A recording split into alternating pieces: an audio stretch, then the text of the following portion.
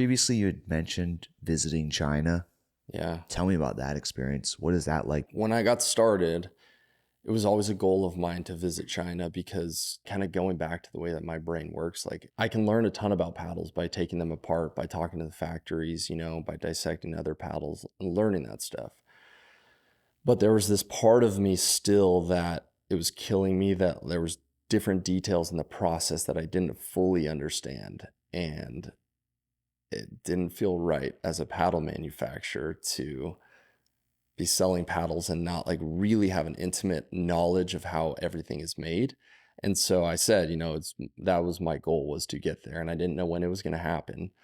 So I think it was back in January, I floated the idea out to the factory, and they were like, yeah, absolutely, come. And I'm looking at my schedule, and my schedule was jammed. And then they hit me up, I think in like March, like, hey, are you coming? And I'm like, yep. And so booked a flight, I think it was April 15th.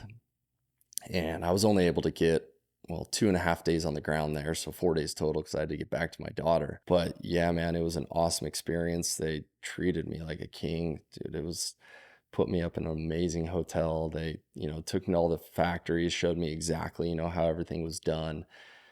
But I think the biggest thing that I took away from that, beyond the relationship, because the relationship building was super important to me with the factory, but understanding the potential of R&D was huge. What is that R&D process like? Now, without giving away too many secrets. Yeah. As it is now, it kind of starts with tearing apart a lot of different paddles and understanding what different people are doing and trying to understand what people want out of paddles, more control, more power, more pop. So it really starts on paper with, just different ideas. And then talking to the factory about, hey, what are our possibilities, or what can we do? Can we do this? Can we do that? And literally it's just step by step, you come up with an idea, have them build different paddles, using whatever, multiple layers, you changing the direction of fibers, all this different stuff. Maybe you incorporate fiberglass into one paddle, maybe you don't. And it's really just kind of trial and error. Now I obviously don't have the background that Rafa from Gearbox has, where he can probably just cut straight to the chase. But yeah, for me at this point, it's a lot of trial and error. And, while I guess, like I said, I don't have the engineering background per se that Rafa has, we can come up with a lot of really good ideas talking to the factory and some of the engineers there, and then bringing them back, and then just having, putting them in the hands of high level guys and kind of getting that feedback ultimately is what kind of tells you what's good or what works and what doesn't work. So how does a material get introduced? Like Kevlar, for example. Yeah. Who brought that? Is it something that China understands and knows about? Or at the end of the day, while I would like to say that, one of the brands, hey, we came up with this revolutionary idea of introducing Kevlar and carbon fiber, I don't think it's a secret that that's not really how the process works right now. They're doing, all the factories do a ton of R&D themselves. And the reason being is that the more they can offer to us, the more that we can essentially buy and expand our R&D.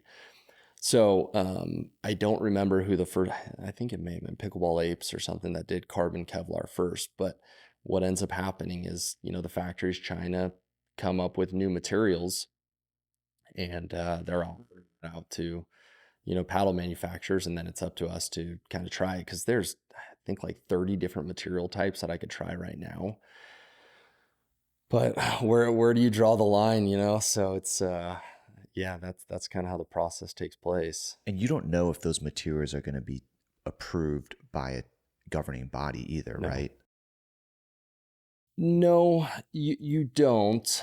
However, the material itself, really the two things that are going to fail you are deflection or your grit test. And the grit is really, it's a peel ply resin. And this is kind of a misconception, but whether you put carbon or carbon Kevlar or whatever it is, they all have the same texture on the top of it. So the material isn't going to fail you per se, like on your grittiness test. Now, if you use a super soft material, I guess technically you could be concerned with deflection, but really that comes down to the core. But yeah, the materials themselves are just kind of, it gives you a slightly different feel than other materials. So yeah. So even if there's fiberglass, carbon fiber, or Kevlar on the paddle, there's always a peel ply on top.